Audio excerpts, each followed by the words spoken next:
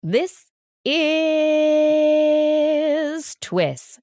This Week in Science, episode number 780, recorded on Wednesday, July 1st, 2020.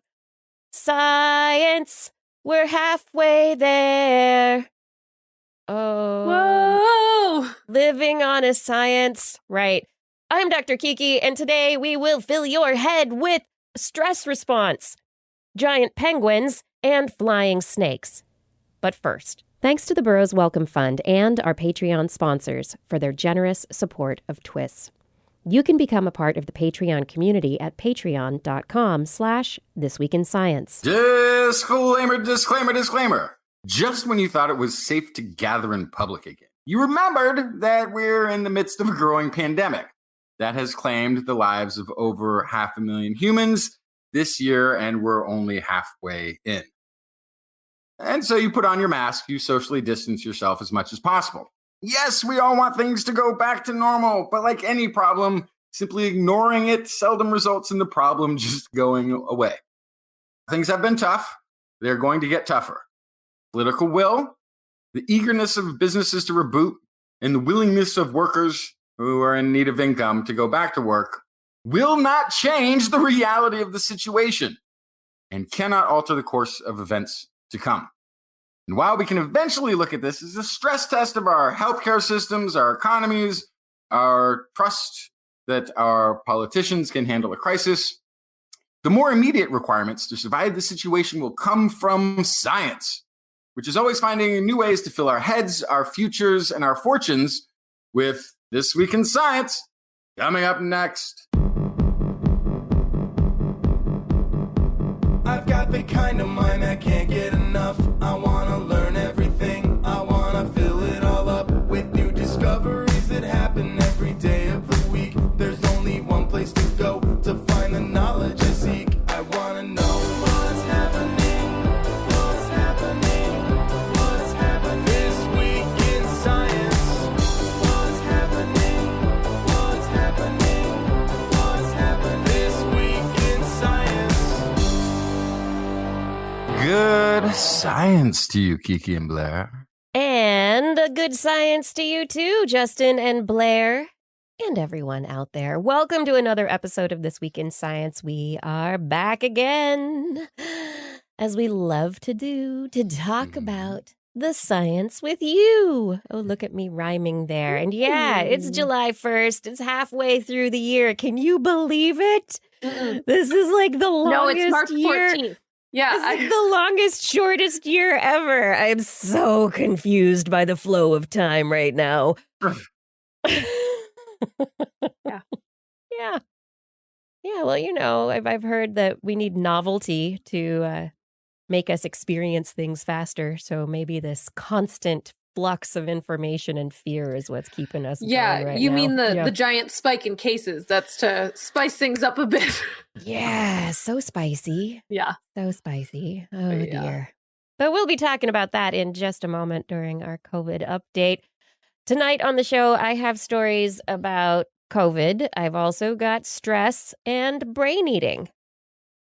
Those seem related somehow. I think they might be. Yes. Justin, what stories did you bring? That's a great question. Can I get back to you?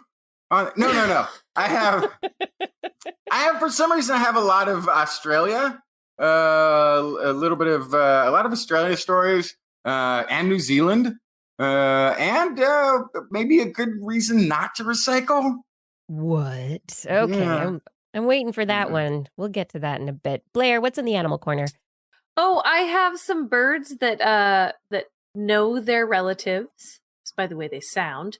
I have some flying snakes. And then I have a couple of quick stories about jellyfish and penguins. Okay, jellyfish and penguins. There we go. As we get into the show, I want to remind you that if you're not yet subscribed to This Week in Science as a podcast, you can find us all places the podcasts are found. Spotify? No, Spotify. Spotify, Spreaker, Pandora, radio.com, TuneIn, iTunes, or Apple, whatever it likes to call itself these days. Google's podcast portal, all the places. Look for This Week in Science. You can also look for us on YouTube and Facebook, and you can go directly to our website, TWIS, TWIS.org. Now, we are going to start off the show a little bit differently than we normally do. We're going to start it off with the quick news stories instead of ending the show with the quick news stories because, we got to keep it fresh around here. So let's jump in the quick stories for today. Is there a new flu? Oh, it looks like maybe there might be discovered. Not allowed. Stop. Just stop. Stop already. Don't even go there. Sorry, Blair. You're like putting the band hammer on this story before we even get into what's it. going on right now? There could be a new flu. Get out of it. Get out. Get out of it. Yeah, discovered by a project looking for viruses with pandemic potential in China. A new swine flu strain called the G4 variant of the H1N1 influenza virus is circulating in pigs that researchers think has the traits that will allow it to jump between humans and infect airway epithelia. Antibodies against G4 viruses were found in 10% of farm workers tested, suggesting that infection can and has occurred already. But whether or not it's going to turn into a bigger issue for us to worry about is still unknown. It's early stages yet, folks. We don't know a lot about it. Some of the big issues with this bird flu are that it contains aspects of the avian flu that our human immune system is not immune to. Additionally, it has another component that is avian, swine, and human all mixed together. Very fun. So it could be something. It has components that are similar to the 2009 swine flu outbreak that was an issue, but not as big as COVID is now. Yeah, but don't worry about it. Just, we don't have to worry about it yet. Just wear your masks, social distance, wash your hands. You're all good. Yeah, maybe we can kill it before it even becomes a big thing by just isolating ourselves properly. Yeah, exactly. I mean, if we just maintain this proper sanitation and social isolation or distancing, it has less of a chance. So maybe being in the midst of a pandemic is a good thing at the moment. Justin, what was your next story? This is in Plus One. A underwater civilization has been discovered of Aborigines living underwater, but some 7,000, 8,000 years ago. When water was lower. Oh yeah, no, that's probably right. That was my next bigger story. Too. I thought this was a bigger story. Yeah. This is Flinders University. They've published in Plus One. They have found 269 artifacts at depths as deeper as 2.5 meters below current sea level. They've got them between 7,000 and 8,500 years old. And it's one of those things that I've always pushed for is the need to do more of this underwater archaeology, because so much of where humanity lives is always by the sea. And so much of our history is currently underwater. What was very encouraging, I think, about this find was they were finding a lot of stone tools that they are in better condition than ones they typically find on land. They have not been weathered. They have not been in freshwater areas that are getting tumbled or beaten by wind. They go down to the bottom and they're heavy enough, they don't go down to the bottom. They were already at the bottom. But then they got buried in sediment. They got covered. Yeah. No, and then in this particular shelf area, there's not a whole lot of sediment that's covered it, which is they determined that's part of the affect of this place is there's corals there. And it's not that the corals are protecting anything, but the corals don't do well in areas where there's a lot of sediment. So the fact that there are these corals there sort of illustrated the fact that there's probably not a lot of sediment deposit that was going on in this area, which is why the tools were sort of easier to find, because they were pretty much on the surface of the bottom of the shelf. What was also interesting is they found some sort of divergence. Like there's definitely similarities to some finds that they've had in terms of the tool manufacture, and also some very different. So this was, you can see that this was some different tool use. It was larger tools than they would find later or even concurrently on land in different areas, but very well preserved at the bottom of the sea, not disturbed heavily as they would be on land. So that's encouraging awesome news for a lot of underwater archaeology, which is those sites might really be intact. They might be under sand. They might be under silt, but they might be in really, really good condition. Yeah, depending on where they are. I mean, you don't want stuff that's been tumbled in the surf for a really long time because that would definitely be weathered. Yes, tumbled in the surf watered. would not sound like a good thing. Yeah. No, but there'd be a lot of erosion. But if it is in a place that did get covered rather quickly, it may not have been disturbed further beyond that. And sometimes those conditions are great. In northern areas, we found like wooden boats and nets. There are these wooden nets that were used to catch fish that were pretty ancient in northern territories and cold waters that were very well preserved because they were cold and they weren't disturbed. This is like fjords in Norway. That's still intact. That's very cool stuff. I mean, someday that's going to be Florida. Mm-hmm. Probably someday soon.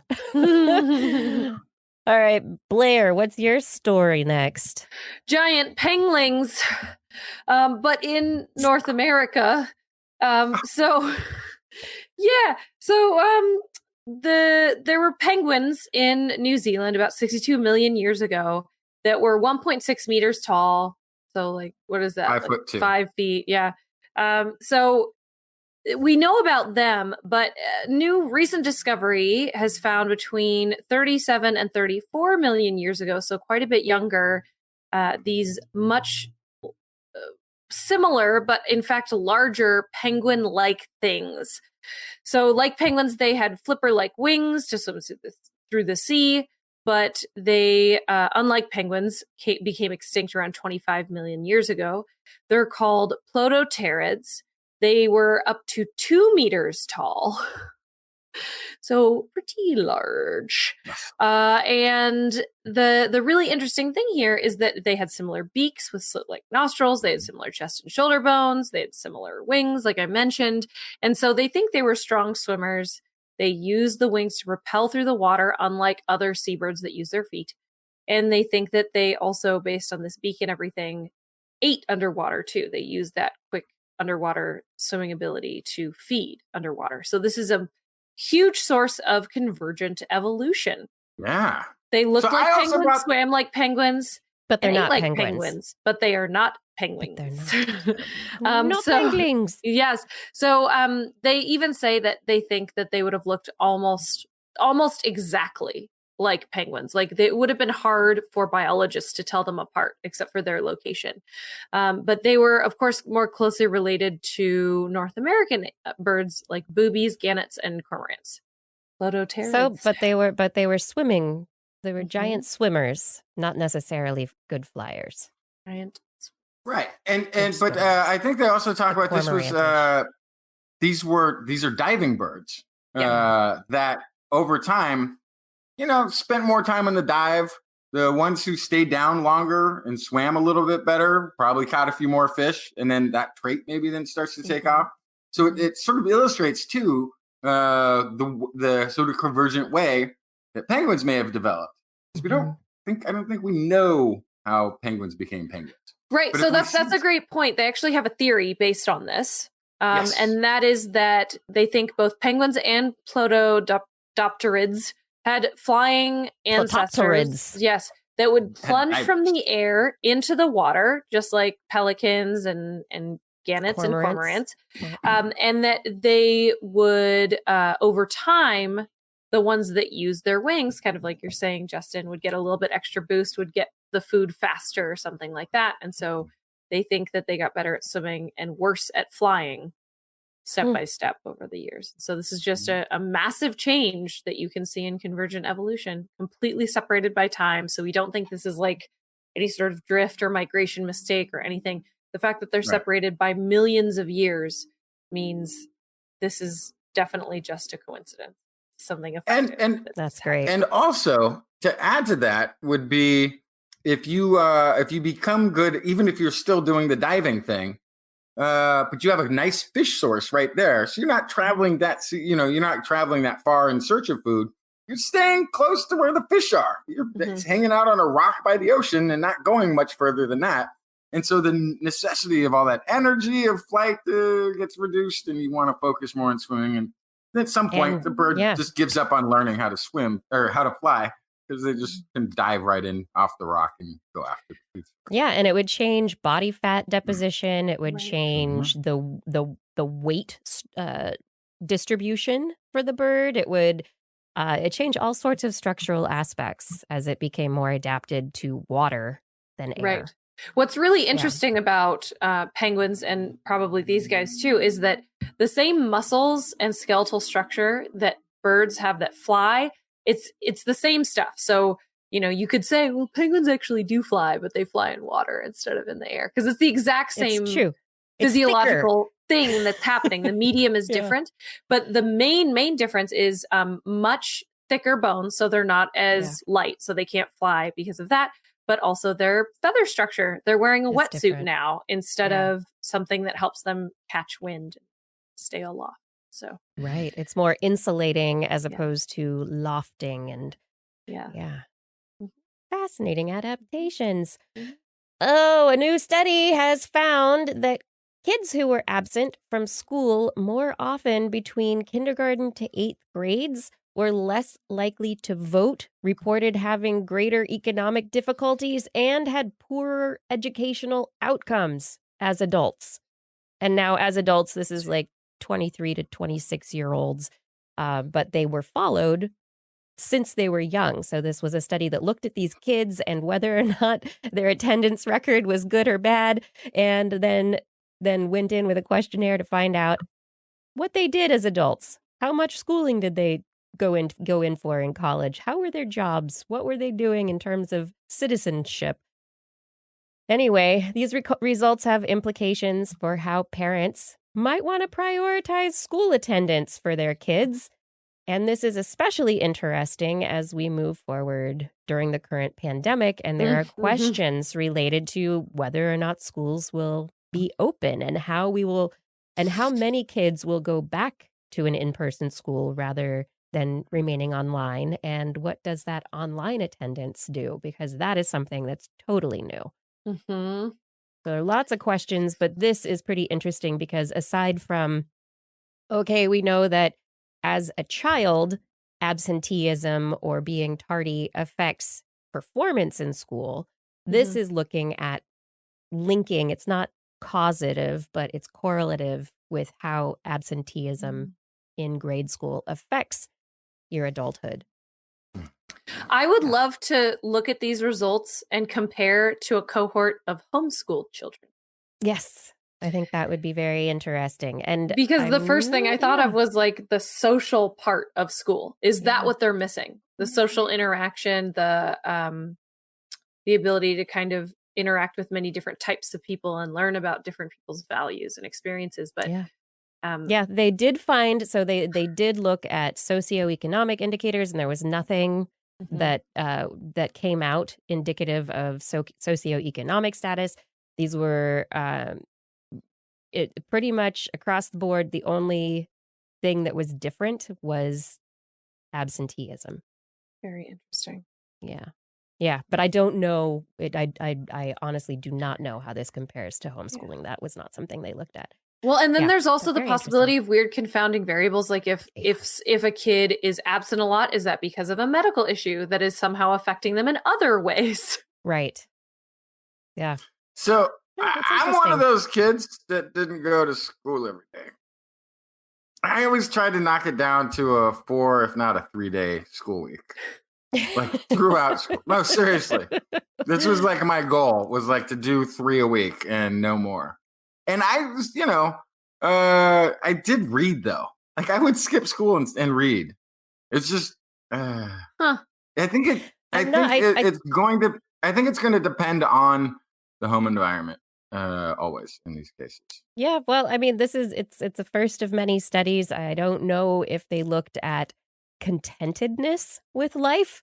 If that's something that was involved in there, because hey, maybe you didn't go as far in school, or maybe you don't have as high powered a job, but you're happy. You're fine with it. Maybe there is something to be said, and there's definitely nuance in numbers always when you break it down. That's where looking at why the children miss school might be helpful. Yeah. Where does it come from? You can look in at the first specific place? groupings and how they're impacted. Yeah. Justin, why shouldn't we recycle? Because you want to keep your ocean clean. But that's why I recycle. That's why I recycle. So explain, please. Okay. So there's research from University of Limerick that has evaluated quantified the volume of plastic from European countries that contributes to ocean littering. And what they found was, so 46% is the number they came up with of European, this is separated out plastic waste that they sent out to recycling, goes out of the country. 46% of their recycling plastic leaves the country. Of that, 31% ends up in the ocean. It doesn't end up in their ocean. It ends up in an ocean across a continent in Southeast Asia. Because we're mailing our trash, our recycling to other countries where it's supposed to be taken care of, but it's just being put into giant piles or buried in holes in the ground. This is our concept of recycling. I think the number I came up with was it makes it 14% of everything that they recycle ends up in the ocean. Like that's just huge. Yeah. No, it's quite a large volume. How can we stop? Why? So it's between 32,000 to 180,000, depending on the different scenarios they put forward. Tons. 32,000 to 180,000 tons of plastics.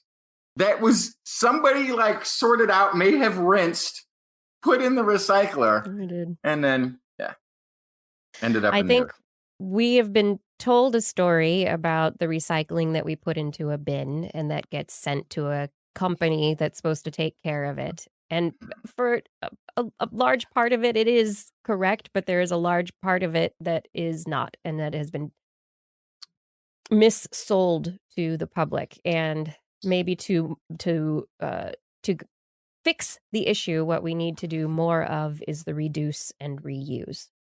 We need to change our purchasing habits. Why my mayonnaise jar can't just become a new mayonnaise jar, and why it has to go to another country. So part of the thing is exporting of waste is just that. You're just exporting waste. Part of it might be that those countries presumably are making all of your goods, so the raw materials are best served being recycled there, because you have otherwise you're just sending back an empty container ship, right? The goods come in, they unload. What do you put back on? You put on plastic, you put on cardboard, and then it just takes the ride back and goes to the recycling centers there. So it's not like you're paying extra to move it halfway around the world. It's sort of built in to the logistics, right? However, not everything that you put in a recycling bin gets recycled, even if it's being recycled here. Because the plastics especially aren't. The plastics are all different, and there are whole categories of plastics that do not get recycled at your local recycler that you don't know the difference. So you put it in, and they spend a tremendous amount of time sorting, and then whatever probably gets sorted that they don't use probably goes to a landfill or gets sent halfway around the world. What's a little bit unsettling, though, is those plastics that aren't getting used aren't going to a landfill. Maybe it's too expensive. So you send it out on a boat and you drop it off in the ocean, apparently. Yeah. So it's intentional. You're saying it's not even an accident that the barge sprung a leak. They don't say, But yeah, that's kind of what it looks like. Yep.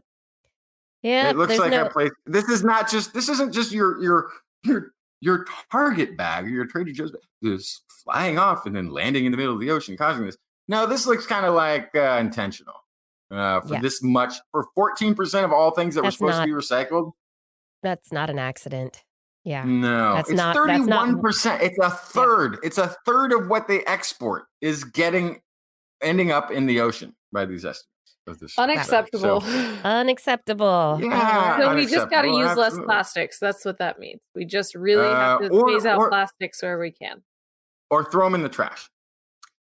Hear me on it. Hear me on it. Biodegradable plastic. It's your garbage. It belongs in your landfill. Put it where it goes. But don't we Where it also goes. import or export garbage? We that do too. export garbage also. Yeah. Yes. There's this. So there's no solution. Useless plastic is the solution. I'm going to start exporting my garbage to my next door neighbor's backyard. No, I'm kidding. I would never do that. No, but you do. But you that's are pretty much constantly like doing what it Kiki. is. That's Yeah. what you're doing. Yeah. Well, speaking of plastic in the oceans, plastic in the oceans often looks like jellyfish. It does. And Oh, yeah, something it that does. we often wonder about in the biological community, I know I have, is lots of animals eat jellyfish. Sea Fish, turtles. crustaceans, sea anemones, corals, and of course turtles. But why? Because they're basically just bags of water. There's no carbohydrates, there's no fats, there's no proteins. It's just water. How does an animal sustain itself on this thing? It's got to have some of those things. It has some stuff in it, but what? So, University of Southern Denmark wanted to find out exactly what it was in jellyfish that was sustaining ocean life. What are they eating? Also, because this is relevant, knowing that due to climate change, actually, we expect a giant bloom of jellyfish in our oceans. We expect jellyfish are actually one of the winners from rising sea temperatures. So we expect a lot of jellies in our oceans in the future. So they found actually that they contain fatty acids that are valuable to the animals that eat them. They're, of course, vital components for cell membranes and play a crucial role in growth and reproduction. So there's something there. But really what it comes down to is the sheer quantity of jellies they are eating that gets them where they need to go. So they collected moon jellies from a fjord every 2 weeks for 2 years. They looked at the fatty acid content and it varied within seasons. And they found ultimately that what it comes down to is that jellyfish are really easy to eat. And so it doesn't take a lot of energy to hunt them. So what it might take you to hunt a shrimp, if you're a predator, very quick moving animal like that, lots of protein, small package. But instead, jellyfish, they come in these giant rafts of jellyfish. And so you can just kind of sail through that, chomp, chomp, chomp, chomp, chomp, and you can eat jellyfish 20 times faster than something like a shrimp. And so between that and the sheer volume of them, it doesn't take as much energy to load up on them. And so it actually ends up kind of evening out with what it would be to eat normal food. So it's like, no, it's not like eating celery, because celery takes a lot of chewing. Right. It'd be more It's like subsisting on Jello. It's like Jello or nutritional shakes. Yeah. I'm on a more meal thinking of it- replacement plan. Yeah. I'm It's more like if thinking it of it was as Pedialyte that was turned into Jello. Yeah. And that's all. yeah, you but need. I'm thinking this is more like fast food because it's just like drive-through. Yeah, not a lot of effort. You go there, you think, same thing. You pull up to the next window, you pay, you get to another window maybe, and then they hand you some food, and then they're off on your way. You can order it supersized. Well, it takes, but the idea that it doesn't take a whole lot of effort to go after them. Yeah. Mm. It's just it's an easy, quick meal that if you eat a lot of it, it's enough. Jellyfish. Yeah. Eat more. Okay. I mean, we all might be eating jellyfish pretty soon. So It's going to be sushi of the future. Yep. Speaking of food, the entire genome of the chicken has been sequenced and analyzed, and now we And know where the chicken came from. the egg. It did come from an T-Rex. egg, but T-Rex. specifically the chicken, the modern chicken that we domesticated, showed up in Southeast Asia or southern China approximately 7,500 years ago. It was bred from a pheasant-like bird, a colorful pheasant-like bird, and its closest ancestor is a red jungle fowl subspecies called Gallus spadicius. The chicken. Gallus. Yeah. Yes. Great name. But, yeah, the modern chicken has been with us 7,500 years, almost as long as dogs. I would feel like they'd be around longer than dogs, honestly. Yeah, it doesn't look like it. That's interesting. Interesting. That I think I would say can't be right. Recent evidence That can't be suggests right. that sled dogs were being bred about 9,500 years ago. Yeah, Chickens because the sled dogs 7,500 years ago. So it was pheasant-like birds that we hadn't really domesticated. It's this domestication process that we got started 7,500 years ago, according to genetic evidence. And by domesticating the chicken, really what we're saying is you don't need big running muscles. You don't need flight muscles. You just need the meat muscles. We want those chicken breeding. breasts, and we want the thighs. That's what we want.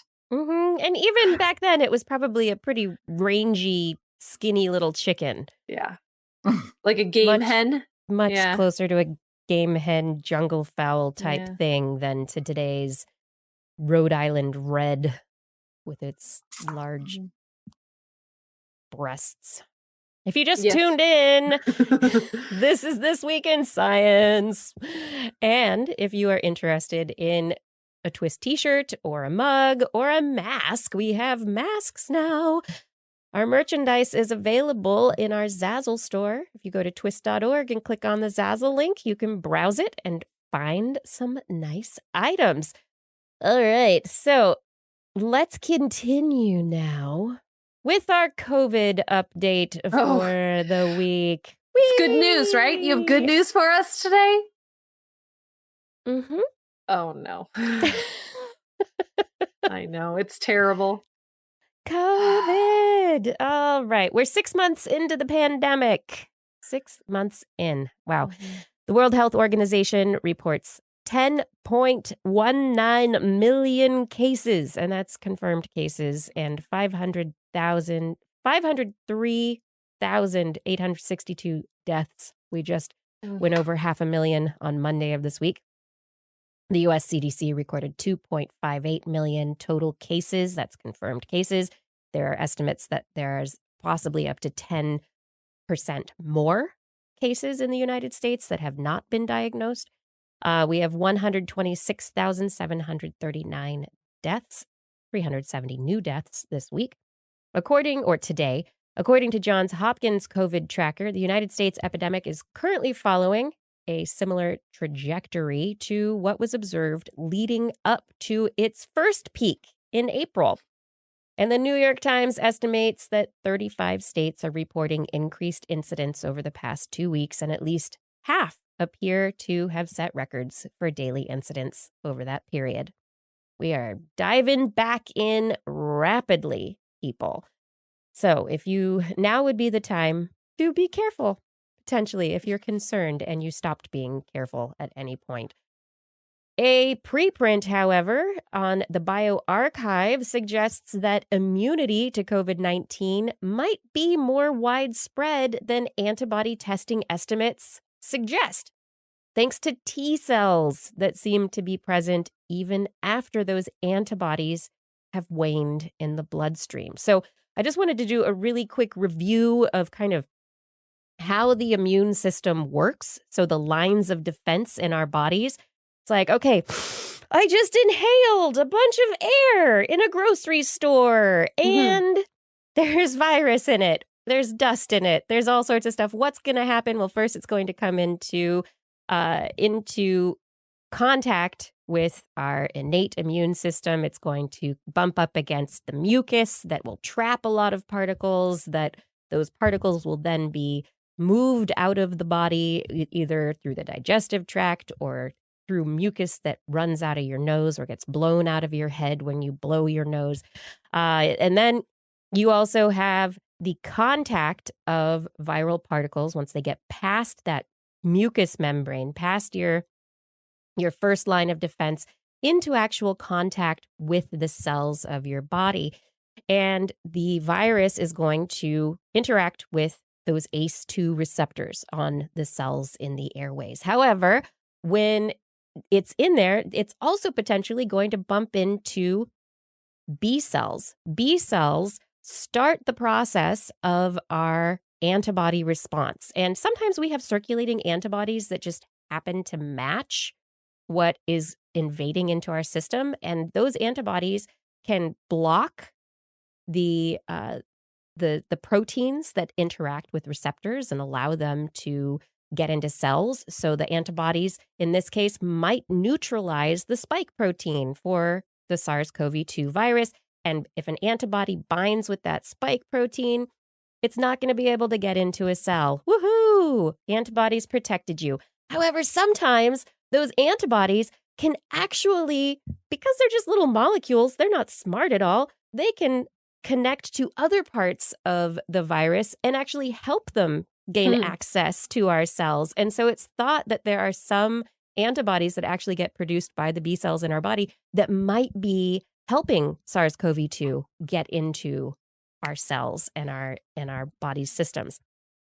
Anyway, antibodies, the IgGs, they talk about these immunoglobulins. IgG is one that is often used. It's in our bloodstream, and an IgG is often representative of our body's ability to neutralize and block a virus. So if you have IgG for SARS-CoV-2 in your bloodstream, you are potentially able to neutralize it. And so we would say that you have immunity. The other aspect of our immunity is T cells. And T cells, these can be killer T cells. They come in and they actually will eat cells that have been turned by the virus into regenerating factories for the virus. So once the virus gets into the cells, it starts trying to make more copies of itself. And so the T cells can come along and say, bad cell, die. And so the T cells are there. So in immunity, we've got the T cell, the antibodies, which may disappear in our bloodstream after a while. But we might have quiet, quiescent memory B cells that are circulating around, that if they come into contact with an antigen from the virus, they'll start turning out more antibodies once again. So just because the antibody level in your blood is low, that doesn't necessarily mean that you aren't immune. Additionally, if you have T cells that have come in contact with the virus, or with cells in your body that are putting out virus, those T cells can continue to create immunoglobulins and also attack cells in your body and give you continuing immunity. So antibodies, B cells, T cells, these are all very important. They all work together. And I don't know, Blair, did I cover it? I think so. But then this is what I don't understand. We've talked before on the show about the convalescent plasma. Yes. Do we not know why that works currently? No, the convalescent plasma should contain antibodies. Okay. And it would contain these antibodies that would then get into your body and possibly, hopefully, help your body to recruit more B cells to make more antibody, and also help make your protect you while they're doing that. But we also are not sure if the antibody situation is forever, like with some illnesses, or if it, if further down the line you could get reinfected. So we still don't know that. Yeah. But where we are right now is that there's evidence that T cells appear to stick around even when antibodies have disappeared. And that is potentially really good news because that means that if you do get vaccinated and you have a T cell response, then you can have continued immunity. But if you get vaccinated and only have an antibody response, a B memory cell response, an antibody response, that potentially means that you might have to get boosters if you don't have the more long-lived cells actually that create the antibodies going forward existing in your system. Booster me up. There may be boosters necessary, but we don't know. This is still, we're so early, but I mean, it's good news that the T cells seem to be there, even as we're seeing that the antibodies might wane in your blood. But that doesn't necessarily, it's not necessarily bad news. I will say it's hard to have hope with this stuff right now because it's, as somebody mentioned in one of the chat rooms, that 500,000 people, those are real people. It's not just a number. Those are people who have families and friends, and people know those people, and that really sucks. But I will say that even a couple months ago, I would not have expected, based on how little we knew, that we would know this much now. And we are making pretty quick moves in understanding this thing and making a game plan. And that's kind of my silver lining is I do think things are moving faster than I anticipated, even though it's not fast enough. Like, we should have, it's not fast we enough. want something right now. And of course we do. But it still feels like it's moving a lot faster than I thought it was going to. It is. Both the pandemic and the science are moving very quickly. Cells infected with SARS-CoV-2, dun, dun, dun, get taken over. Their normal processes get reworked to do the virus's bidding. Cells that are infected with SARS-CoV-2 grow filament-like protrusions called filopodia that contain viral particles that researchers think might be used to poke and infect neighboring cells. Ew! SARS-CoV-2 makes the cells it infects reach out and touch other cells. Ugh. Oh, very interesting. So interesting. You gotta hand it to this virus. It's really got it figured out. It really does. This study is published in Cell. It's called The Global Phosphorylation Landscape of SARS-CoV-2 Infection. They did a phosphoproteomics analysis of SARS-CoV-2 infected cells. They uncovered that SARS-CoV-2 causes signaling rewiring. It rewires the messaging processes, the mechanisms inside the cell, basically hijacks it to do what it wants it to do. Changes a p38 MAP kinase cascade activity, shuts down cell division, the whole cell cycle. Mitotic kinases get stopped and blocked. So the cell cycle doesn't work anymore. It just starts replicating virus. And it has these finger-like, hair-like protrusions that reach out and touch. But the study also, the big aspect, I mean, it's a horrific, the filopodia is kind of like the sensationalist perspective to take to get you into this story. The interesting part is that what they were looking at, the kinase activity that they saw in their analysis, they were able to identify many, many, many potent targets for antiviral drugs and compounds. So that is the interesting thing, that by doing this proteomics analysis, they were able to come up with lots of places we could attack the virus, which is good. By the way, I love proteomics is like my favorite. Like if I can stay with school long enough, this is what I would be doing someday. It's just always fascinating. But you know what the analogy that came to mind is this study that was published in Cell magazine. To make it performative, it should have appeared first in Car and Driver magazine. or you know what I mean? Because it starts in the cell, but then it pokes out and ends up somewhere where you wouldn't expect it. They should have published this story in a whole bunch of other magazines. A whole bunch of other places. Where it just try to get the point across to people. It started in Cell magazine, but then poked its way into other publications. This is how this is happening. It is how it's happening. Anyway, that's what I've got for the COVID update. If you just tuned in, this is This Week in Science. That's right. If you would like to help support This Week in Science, you can head over to twist.org. Click on that Patreon link. You can also sign up for our newsletter. Do you have stress? Always. Never. Chronic Oh. stress. Mm-hmm. You don't have stress? You guys Yes. do? Mm-hmm. You guys stress? Mm-hmm. Why? Mm-hmm. You're like, you got it all. You have everything. What else do you need? Well, it Don't would be be so nice. greedy, and every life is easy. It would be nice to get rid of the negative results of stress. So one of the things of not chronic stress necessarily, but acute stress has been this odd thing. Baby, cute little sugar. Yes, it's my little acute. It's a cute little stress. Yes, Mm. acute stress. Acute stress. Here and now. It's not chronic over a long term. It's very a specific shorter duration of time. But one of the odd things about acute stress is that it seems to amplify inflammation and the processes of inflammation that might lead to other metabolic disorders and other issues over time. And it's kind of this odd thing because the stress hormones themselves suppress the immune system.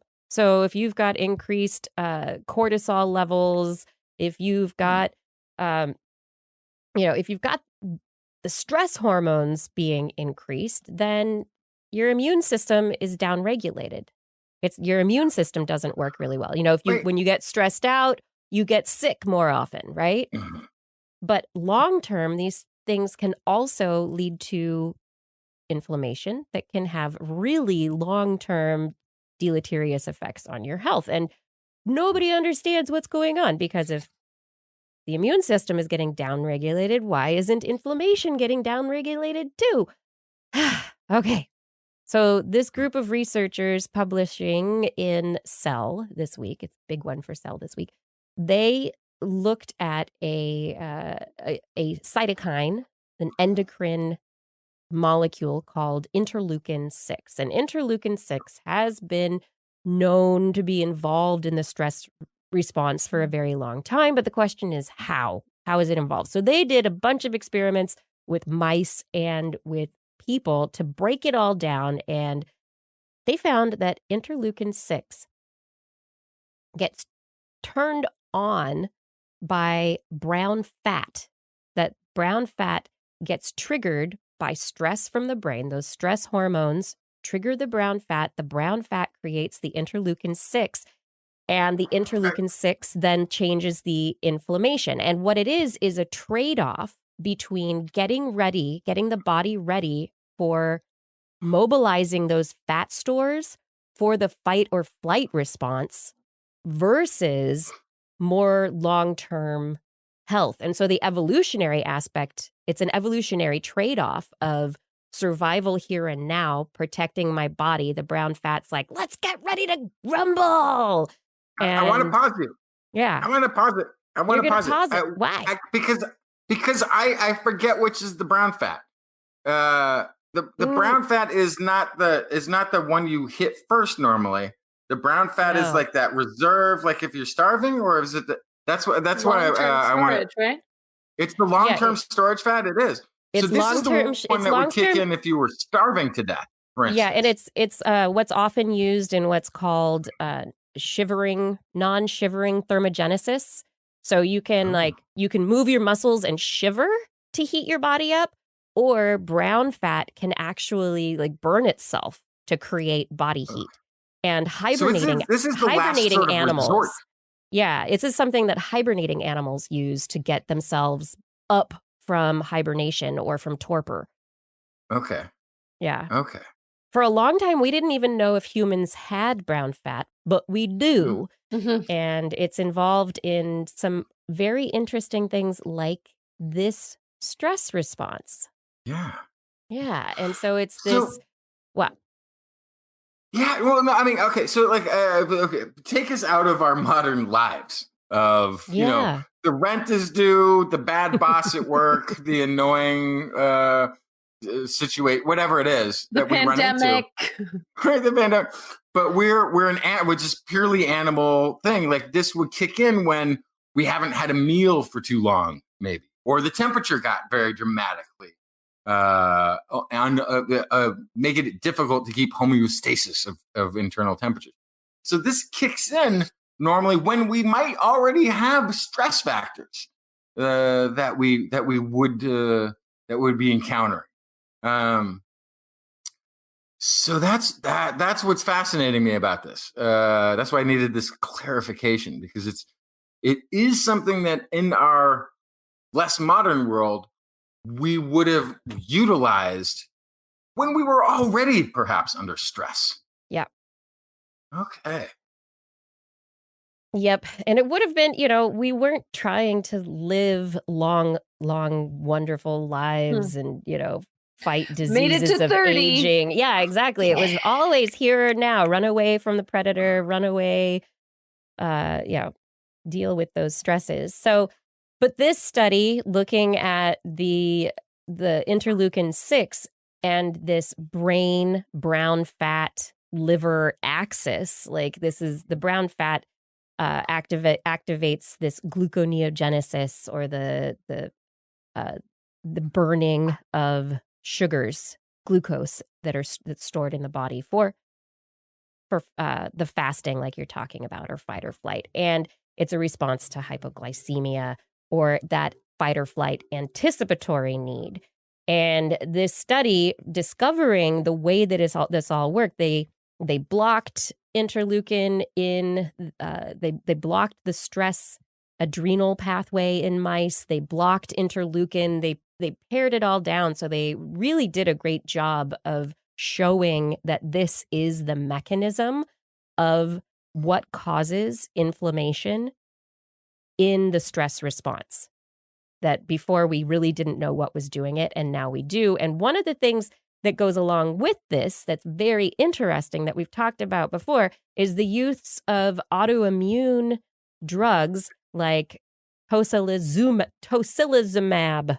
It's an FDA-approved interleukin-6 inhibitor that is approved for rheumatoid arthritis. It's being currently trialed to treat depression and anxiety. And so this is what potentially links it all together, that there is this link with interleukin-6 affecting the brain, affecting agitation through this like hypoglycemia brown fat pathway. And so there's a lot of work that's going to move on here looking at interleukin-6, not just for the metabolic aspect, but for mental health disorders as well.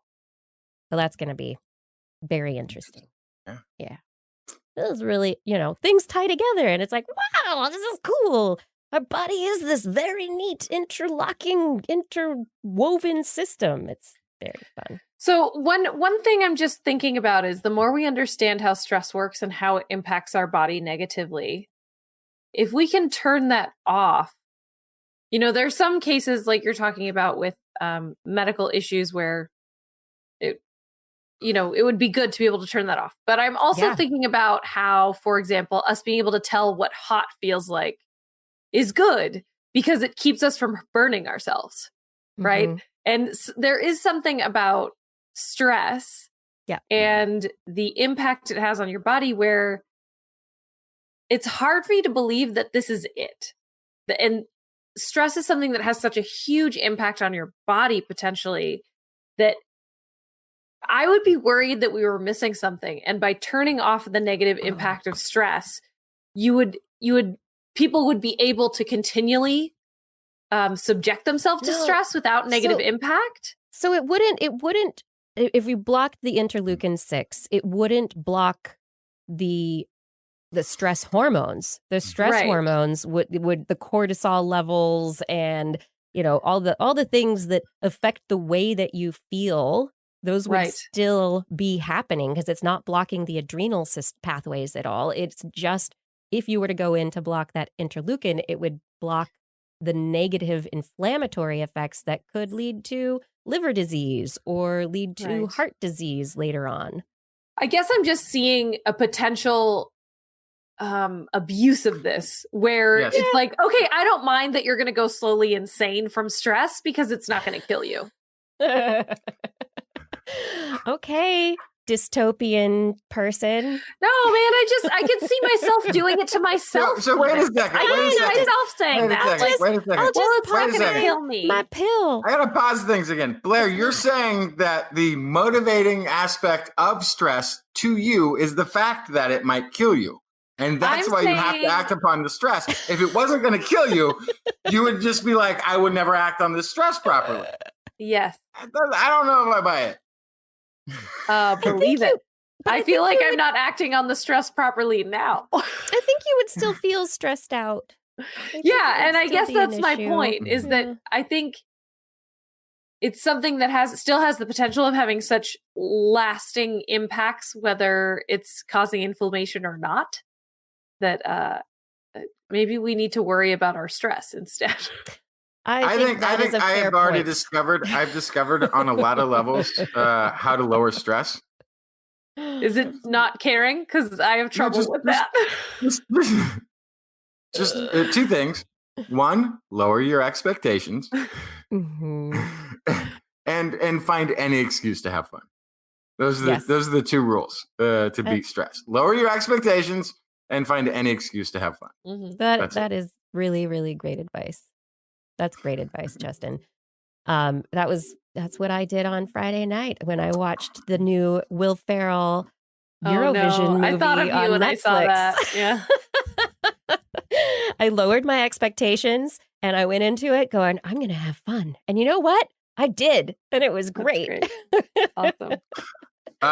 What I did to okay. relieve stress, I don't know if you saw this. I got a hotel that had a jacuzzi in the room. By the way, hotel prices are extremely cheap right now. Great. Don't go out in public, but maybe a hotel room. Not a bad idea. You want to go somewhere. It was like less than half price. Nice. Jacuzzi in the room. I was on a road trip with my 7-year-old daughter. She sees the jacuzzi. She knew it was there, but she's like, I got excited. Turned it on immediately. She's already got like her snorkel mask, getting ready to go. Of course you And then I'm empty. I'm unpacking. Like we brought, some snacks and some stuff, and I take out this giant thing of bath gel, and I had to say nothing else. She saw it, looked back and forth, grabbed it, flipped it open, and started pouring it in. And we had the most gigantic bubble bath you would ever imagine. That's great. It's a way to relieve stress. Find an excuse to have fun, and lower expectations about getting your deposit back on the room. So both of those are I see. Okay, moving on from stress. Let's move into some brain eating. Oh, wait, what? Uh-oh. No. Brains. The Nope. brains that eat themselves. And this is Unsubscribe. really, really a good That's thing. where I live. in No, my this brain. is this. Yeah, it's a good thing though. Brains that eat themselves. It's fantastic because when cells die, they can gum up the works and get in the way of Oh, yeah. proper cell signaling. If you've got a dead neuron in the middle of a neural circuit, what good is that Can't going find to your do? keys. Can't find your keys. You will Exactly. never find your keys as long as that thing is there. Yeah, so some researchers for the first time, they're using this method that I think we talked about a couple of years ago. It's called 2-fatal, 2-PHATAL. And it seriously is science magic where they use 2 photons of light to illuminate a single cell within a living animal's brain and watch brain cells do things. And so in this process, they have the very first video of brain cells, glial cells specifically, consuming neurons that have been killed by the researchers. in a mouse brain, a Wow. living mouse brain. And the reason they did this is they wanted to go in and confirm ideas of how the process actually works.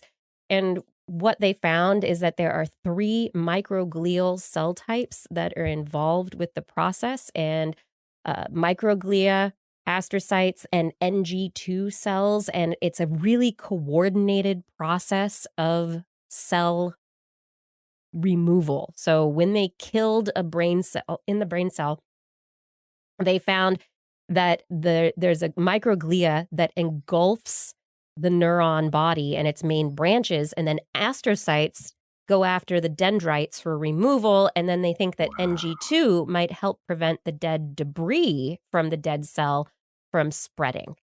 And so these things, these 3 cell types work in conjunction to make it happen. And if one cell misses their call time for the dead cell removal, then other glial cells pick up the slack and fix it. They also discovered that as we get older, our glial cells aren't as good at cleaning stuff up. And this might be one of the issues with the problems, the cognitive issues that are seen with aging, the slowing of brain processes. Just full of junk. The junk piles up. It gets in the way. You can't find stuff. Yeah. Like, where'd I put it? Yeah. So we know that the glial cells are good for the supportive role for neurons in the brain, where they're constantly helping bring nutrients to the neurons. They're helping with short distance communication, like really short signals between neurons. They carry some messages. They're really cool that way, but they also are the cleanup crew, and it's important. Again, this is This Week in Science. Thank you for listening to TWIS. You're the reason that we're able to do what we do every week, bringing you the up-to-date, down-to-earth views on science, discoveries, and with your help, we can do even more. With your help, we can bring a sane perspective to a world full of misinformation, and your help would be appreciated. Head over to twist.org right now, click on the Patreon link, and choose your level of support, $10 and up, and we thank you on air at the end of the show. Be a part of bringing sanity and science to more people. Thank you for your support. We really could not do this without you. All right, Justin, tell me some stories. Antoine Shampoo? I'm just guessing. It's French. It's got an X at the end. Shampoo. Who knows? But she, or he, is a PhD student at the Global Ecology Lab at Flinders University again. I think that came up earlier.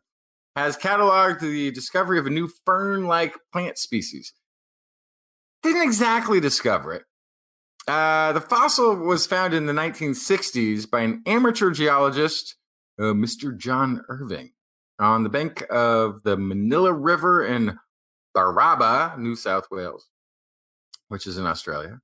The fossil was exposed after a flooding took place and wiped away a lot of surface.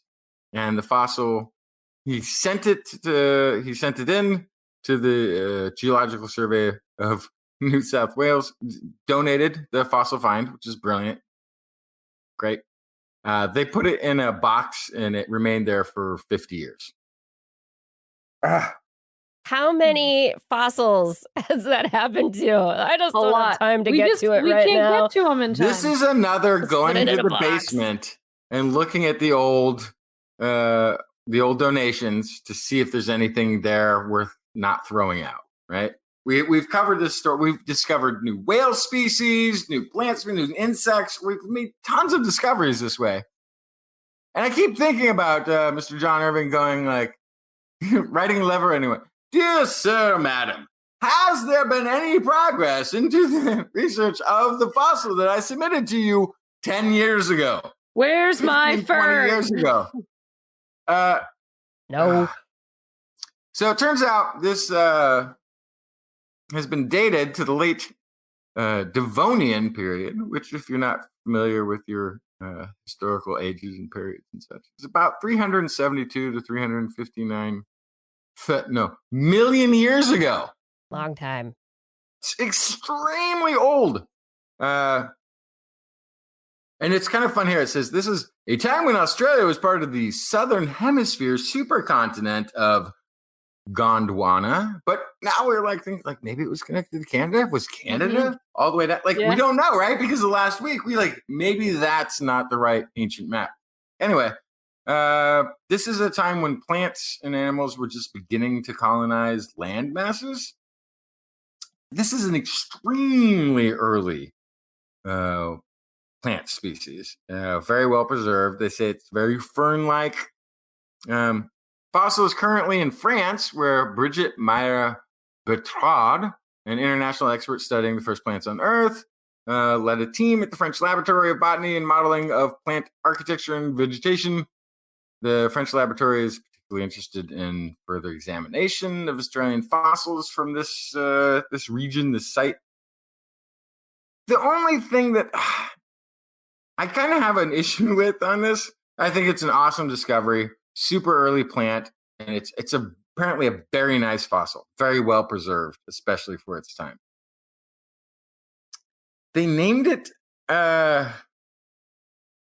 named it after a colleague who had passed, which is nice.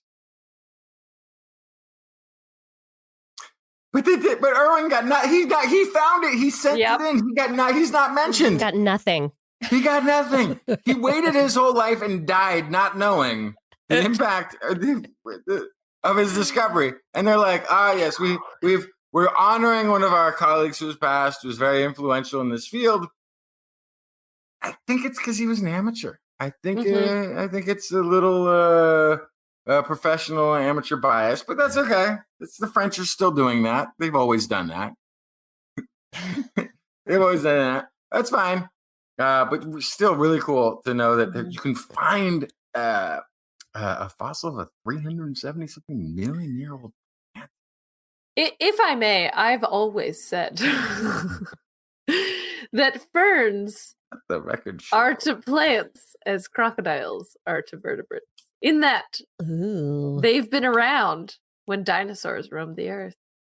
And it's just a fun little it's like a fun time capsule thing. I look at a crocodile and I think, holy heck, you've been around forever. Like I could go back in time and I could see you wandering around almost exactly the same. And I think that about ferns too. Mm-hmm. They're so cool.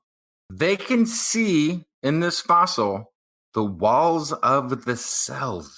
Oh wow. So good. It's not, it's like a high definition fossil find. Lost for 50 years, lost for 370 million years. I wonder what it will tell us, like as they start digging into it more and more, about, the evolution of structures in the fern family, or, like we were talking about the bird evolution earlier. What structures make it succeed in one environment versus another. Mm-hmm. Yeah. This is This Week in Science. You want to help our show grow? Get a friend to subscribe today. Hey, I do believe it is time for Blair's Animal Corner. With Blair. Yeah. She loves our creatures, great and small. Biped, millipede, no pet at all. Want to hear about animals? She's your girl. Except for giant pandas and squirrels.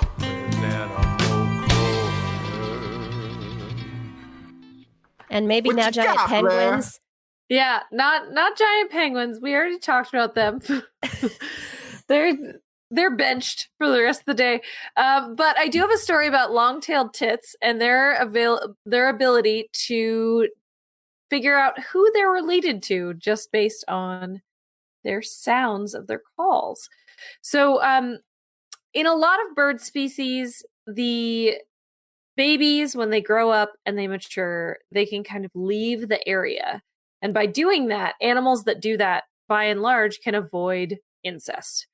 We know that incest is a problem for populations as a whole because it increases the ability for bad mutations to pop up and for recessive genes to pop up. And both of those things can impact the health of the population as a whole because the generations of offspring can have health problems, and that can impact their ability to reproduce, can have this ripple effect.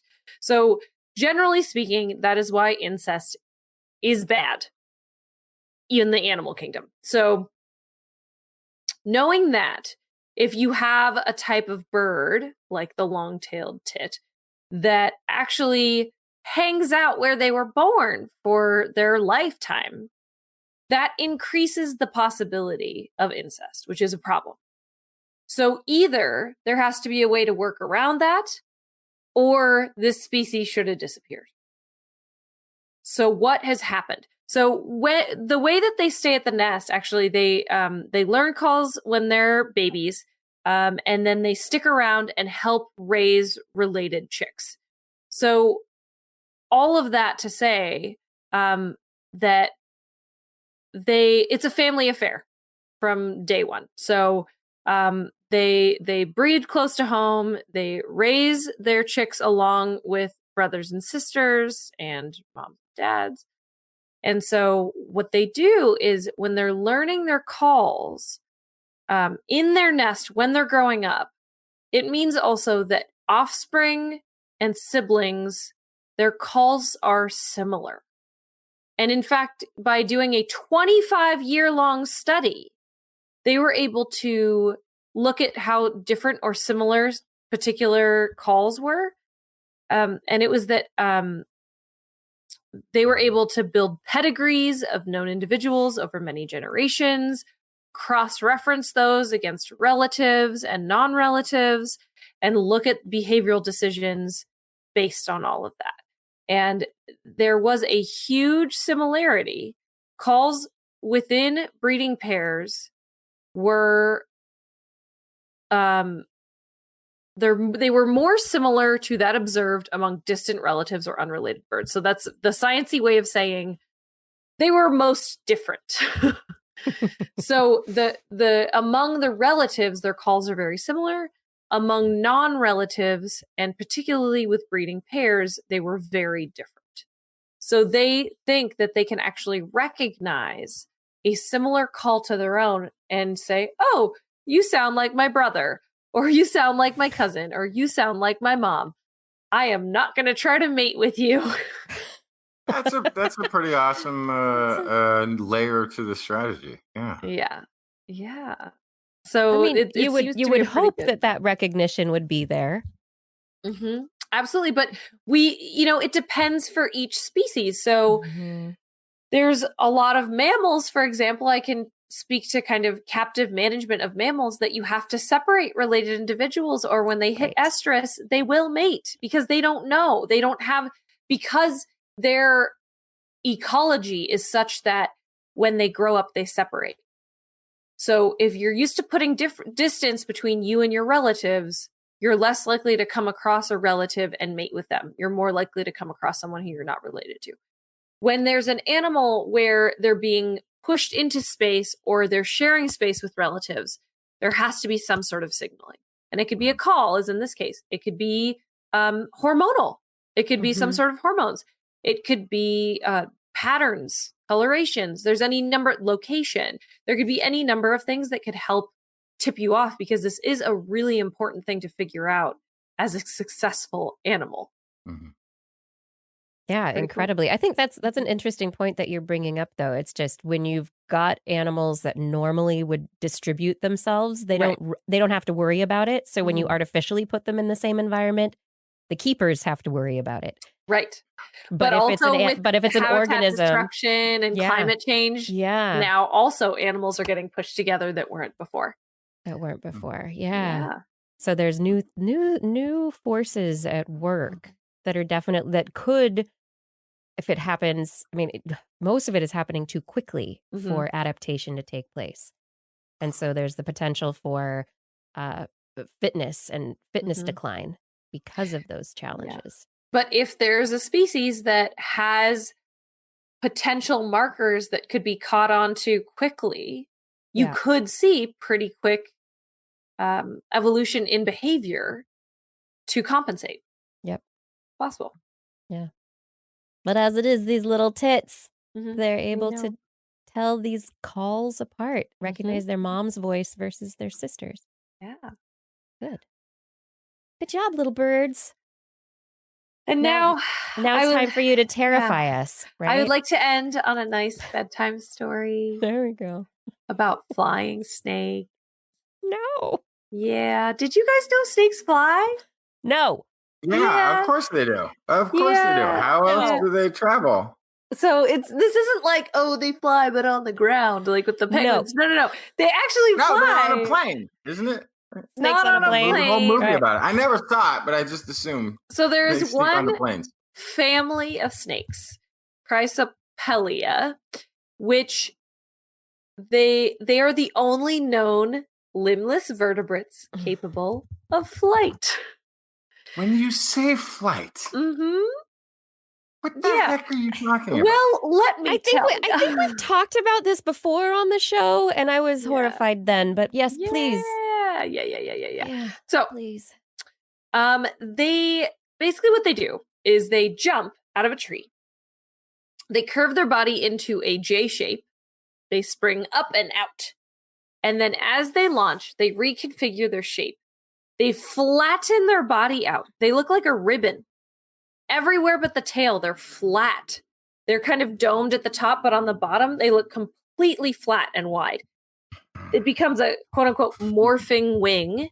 It produces lift and drag, and it forces airflow so that it as it goes down from gravity, it actually kind of carries it further and slows down its descent. So it's more of a glide, but they're airborne. They're definitely airborne. So researchers collected motion capture data from 131 live glides made by paradise tree snakes in this family of flying snakes. And Doesn't sound like paradise. yeah, I mean, it's pretty cool. So they did this. They collected the actual flights.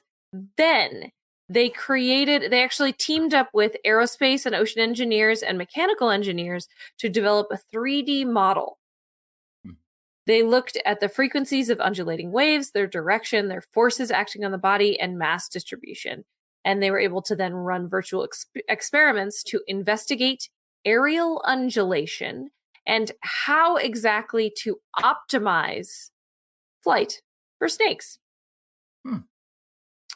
So the original thought was that these snakes undulate, they move back and forth, right? For all kinds of reasons on land or in trees. And what the lead researcher says, that's their basal program. By program, I mean their neural muscular program. They're receiving specific instructions. Fire this muscle now, or now fire that muscle, fire this muscle. It goes beyond snakes. The pattern of creating undulations is an old one. It's possible that the snake gets into the air, then it goes, what do? I'm a snake. I undulate. Love it. But that didn't look like how a snake moves on the ground.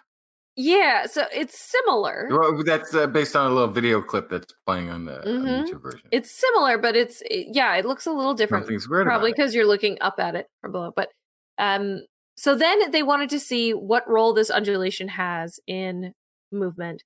So they turned it off in the simulations, and they basically just dropped. So there's something about this undulation that enhances rotational stability. They actually say it's like a frisbee. So because of like the rotation of the frisbee, it keeps it straight and it carries it further. And that's how the undulation works for the snakes. This is like giving me a whole new appreciation for frisbee golf. Yeah. Except it's just frisbee use it with snakes. snakes. Yep. So the aerial undulation not only kept the snake from tipping over during glides, but it increased horizontal and vertical distances traveled. So it helped them get further more effectively. So the snake is able to balance the lift and the drag forces its flattening body produces rather than being overwhelmed and toppling or dropping. This is the part I know Kiki's going to love, is that from here, there is a potential for their 3D model to continue exploring snake flight. They want to do outdoor experiments to gather motion data from longer glides. And next, they want to increase the effectiveness of flight. So what if they could get it to move so that actually they could fly upwards, not just glide slowly down? They think they might be able to make robotic snakes that would be able to fly. And of course, they say this is for search and rescue and disaster monitoring. But really, we know what it's about. It's just robotics, people wanting to make flying snakes. That's pretty much the truth. Okay. I have so many questions. Many questions. What do you got? Okay. One, where are they flying from? Tree to tree. Okay. I now need to know how they're getting up the tree. Wait, I didn't know. Okay, I didn't know snakes climb trees. Oh, yeah. There are lots of arboreal snakes. Okay. That's one. The other is, like, are they just trying to get down to the ground, or are they like a hawk and be like, I see something, and I want to go down and get it? Yes. There is an amazing video if you Google Paradise Flying Snakes. I think it was an episode of Planet Earth or some show like that, but you actually get to see one of these flying snakes scope out a lizard, fly to catch it, and then, big fat spoiler alert, the lizard also has wings. Oh, God. What? A little dragon? It's a little dragon. No. So this is all to say, in the rainforest, what makes a rainforest a rainforest? Of course, rain. It's the wettest habitat on land, but it also has this massive vertical space. So you learn in grade school usually about the different layers of the rainforest, all the animals that live in all the different layers of the rainforest. But that means that there are some animals like snakes and lizards that never hit the forest floor. They spend their entire life in the trees. Yeah. And so you have to have a way to move from tree to tree and use your environment effectively. But if you're a snake, how do you do that? This is how. You fly. Yeah. You are a glider. You are a flyer. Wow. Mm-hmm. This is, That's another reason why I may never visit tropical areas of the world. They're not going to hurt you. You're too big to eat. Too big. They're looking for lizards. You're fine.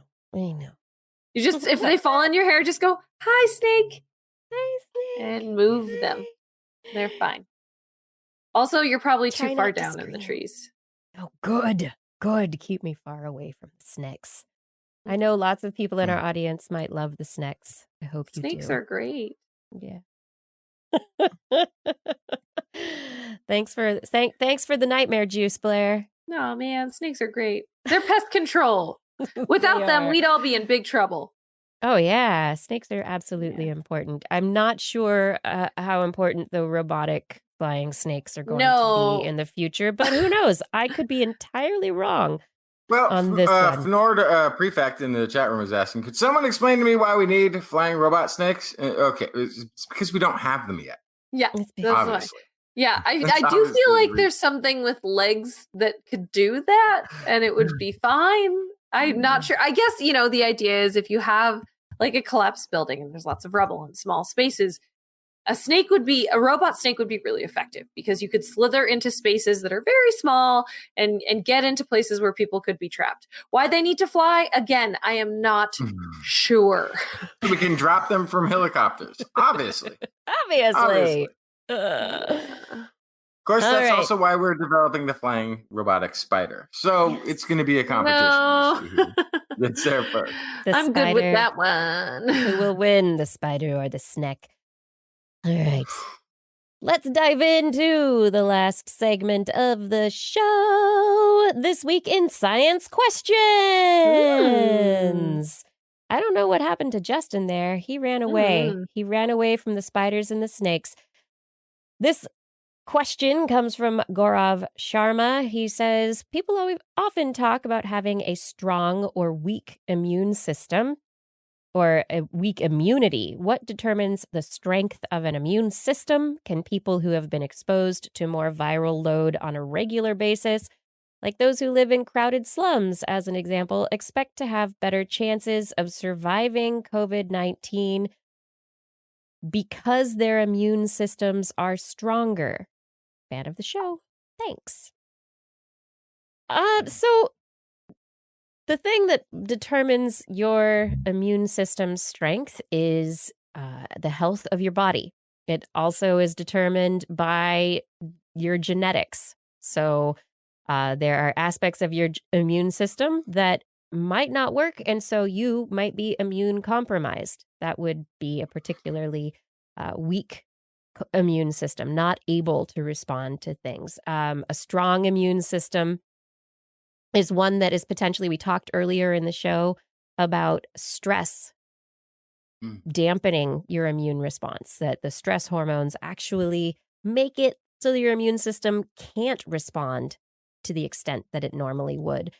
And those things are really important. So when people talk about getting proper sleep, exercising, having a proper diet, and how that goes into a strong immune system, it's true. It really goes a long way towards just your whole body system working as a well-oiled machine. Now, and can I add too, because we talked about it before, stress. Stress is also related. Yeah. So there's also things that you can do, but there's also things that you can do to dramatically lower your chances of having a serious COVID infection, which has nothing to do with masks or your immune system, which is have a type O blood. Right. So there's that genetic aspect again. Yeah. There are things that have nothing to do with the virus, really, other than how it interacts with your body. Yeah, it's the places and attachments that the virus can exploit somehow. So part of this also comes down to we've talked about this before, but the lining of blood vessels and gut bacteria have this weird connection, which also is connected to types of blood. So there's a lot of interplay in the way the body's operating that we are just scratching the surface on and starting to understand. ACE2 receptors, all this sort of thing. But yeah, blood type is not a cause of, it's not a preventative thing, the blood itself, but it is telling you that at some point on a chromosome, there was an expression that is probably linked to something else that's over or under expressing something that is affecting downstream of it. It's a lot. But the question of if you live in a more crowded area, so we talk often about preschools being petri dishes, and I have never experienced as many colds that I recall as when my son was in preschool and brought all those colds home to me, and it is quote unquote strengthening your immune system in that you are getting exposed to more viruses. And I remember last week, Blair, you were talking about your summer camp and all the kids from the different schools coming together and bringing whatever it was that was circulating at their different petri dishes together, right? It's like, let's combine our petri dishes. And so if you hadn't been exposed to something, we talked about antibodies, you don't have the antibodies for them until you've been exposed and your body has a chance to react. So being in a more crowded place, a place that's potentially a little dirtier, your body is potentially going to have been exposed to many more things. And maybe you have antibodies to other coronaviruses that help lessen the effect of COVID-19 when it does actually infect you. But since you've never been exposed to COVID-19, you don't have that, and your body is just going to react in the way that it can in that moment based on your genetics and your health. And someone in the chat room, HNEK, in the YouTube chat room, also put in a really good point, which is sure, if you live in a poor community or in a slum, as the question asked, you might be exposed to more things, but you also might have less access to healthcare, work more, have higher stress levels. So that's there's going to bring your immune system down. And so you won't be able to fight things off as easily. You might get sicker. Yeah, exactly. And greater levels of pollution. And we've been seeing so many studies in the last few months even about how air pollution is a huge problem for these respiratory diseases, these viruses. Yeah, so there are lots of things out there.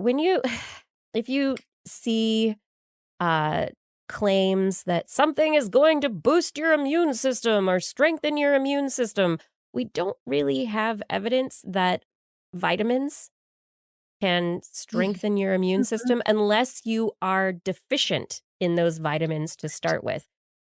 For the large part, our body will use vitamins and pee out everything else that it doesn't need.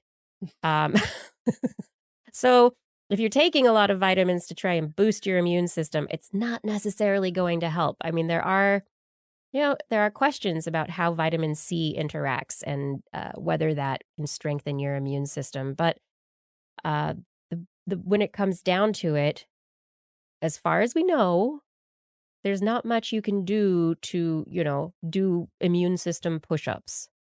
Yeah, I take vitamin C when I feel like I'm getting sick, and I'm very aware every time I put it in my mouth that it could be a big fat placebo. And you know what? Like, maybe that's okay. Maybe it's telling me, hey, listen, body, don't you get sick. So that could be what's happening, is I'm just alerting my immune system. I'm heightening the guard on my body by taking that vitamin C. I'm saying, listen up. I can feel this happening. I'm not with it. Well, my only word of wisdom would be anybody who is trying to sell you a supplement, avoid them. Like if you want to go and do your homework and say like, oh, I think I would like this, and maybe you need it, maybe it's a placebo. Go ahead and try it. Do your thing.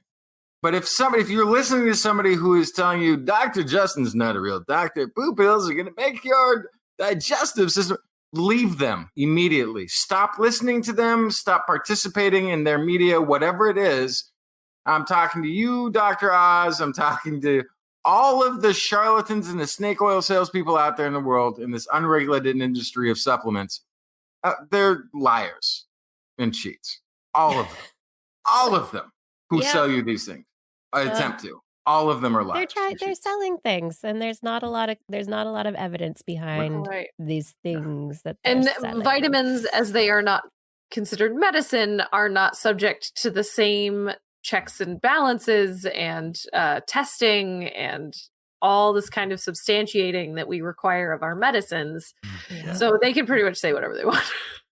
And your point on the placebo, Blair, if something is making you less stressed because you feel like you're doing something to protect your immune system, potentially that reduction in stress is what is keeping you healthy. Yeah, as long as it's vitamin C tablets and not hydroxychloroquine, which is likely going to kill you. Ding, ding, ding, ding, ding. Yeah. Just make sure you're taking something that's not dangerous. Register the levels of your... If you're taking something that does nothing, but it doesn't hurt you, that's a bummer, but it's a waste of money. But if it makes you feel better, great. But that's okay. If it's not going to help you and it's going to hurt you potentially, that's a problem. Or if you're taking something away from someone who actually needs it, which was the case with hydroxychloroquine. So, yeah. Oh boy, oh boy. All right. If you have questions for us, send them in. Do you have questions about science that you would like us to answer, or that could be answered with some amount of our scientific knowledge and know-how? We'll do our best to answer those questions. That's right. Send them in to our Facebook page, or you can email me, Kirsten at thisweekinscience.com.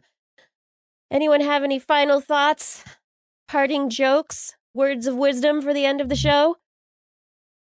Words of wisdom. Sorry, let's work on flattening the curve, but in the right direction horizontally. As opposed to vertically, which is where we're at. Lower like your that vertical. expectations and seek out any reason to have fun. Wear a mask. Wear Yeah, a do mask, that. please, everybody. And social distance, wash your hands, use your common sense, and make sure to come back next week for This Week in Science. Thank you for listening. We have finished another show. I hope that you enjoyed it. Shout outs to Fada for help with social media and show notes, Gord for manning the chat room, ID4 for recording the show, and I would like to thank our Patreon sponsors and Burroughs Welcome Fund for their generous support. Thank you to Paul Disney, Andrew Swanson, Stu Pollock, Ed Dyer, Ken Hayes, Costi Ranke, Eric Combs, Craig Landon, Tony Steele, Alex Wilson, Steve DeBell, Joshua Fury, Philip Shane, Mark Massaros, Richard Porter, Sky Luke, Brian Condren, Richard Eric Knapp, Jason Roberts, Matthew Litwin, Jack Baldpalder, Guillaume, Dave Neighbor, E.O., Kevin Parachan, Matt Sutter, Aaron Luthen, Christopher Rappin, Brendan Minish, Greg Briggs, Robert, Gary S., Marjorie, Rudy Garcia, Kurt Larson, Steve Leisman, Sean Lamb, Gary Riley, Greg Riley, Jim Drapeau, Christopher Dreyer, Brian Carrington, Jason Olds, John McKee, Paul Artyom, Ulysses Adkins, Kevin Reardon, Noodles, Dave Wilkinson, Sue Doster, Paul Ronovich, Daryl Myshak, Dave Friedel, John Ratnaswamy, Stephen Alberon, Mountain Sloth, Rodney Lewis, Sarah Chavez, Corinne Benton, John Gridley, Jean Tellier, Patrick Pecoraro, Darwin Hannon, Matt Bass, Dan K., Sarah Forfar, Donald Mundus, Howard Tan, Josiah Zahner, Taylor P.S., Ben Bignell, Maddie Perrin, Mark Hessenflow, John Atwin, Allie Coffin, Ben Rothig, John Lee, and Flying Out. Thank you for all of your support on Patreon. And if you're interested in supporting us, you can find information at patreon.com/thisweekinscience or just click that Patreon link at twis.org. On next week's show. I was going to do a real quick shout out for someone who just donated in the YouTube chat room. Oh, yeah. Gregory Jones just donated $32.10. So Thank you, Gregory. Thank you, Gregory Jones. All right, now on next week's show. We will be back on Wednesday at 8 p.m. Pacific Time, broadcasting live from our YouTube channels and Facebook channels and from other channels like twist.org/live.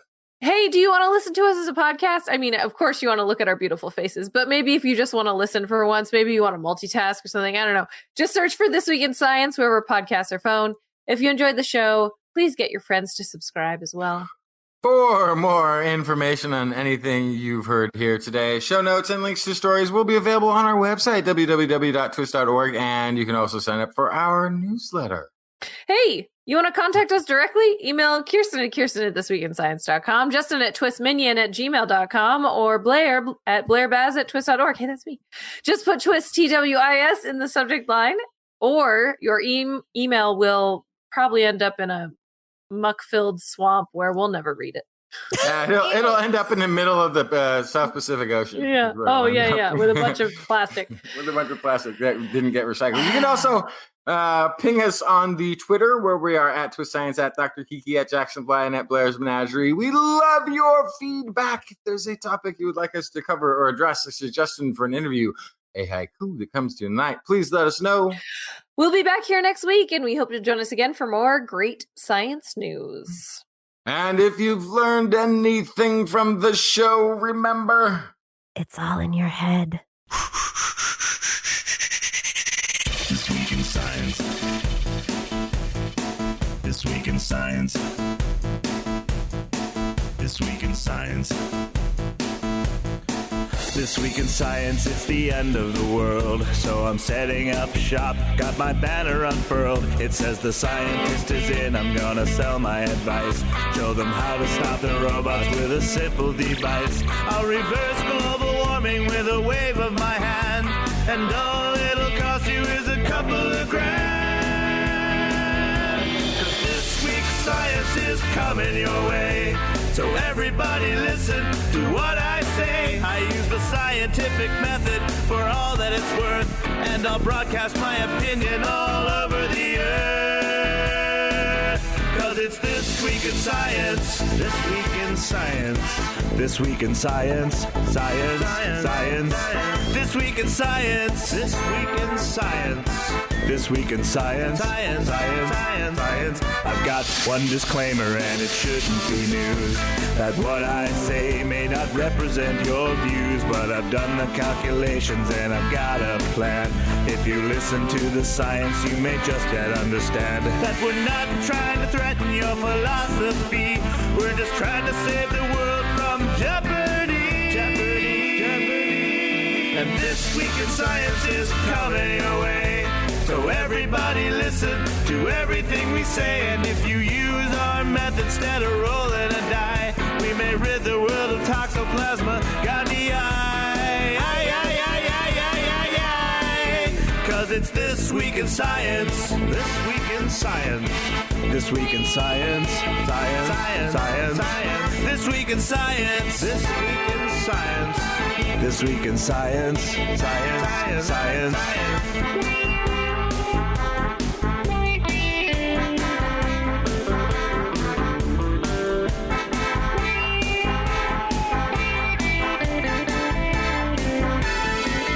Got a laundry list of items I want to address, from stopping global hunger to dredging Loch Ness. I'm trying to promote more rational thought, and I'll try to answer any question you've got. So how can I ever see the changes I seek when I can only set up shop 1 hour a week? This Week in Science is coming your way.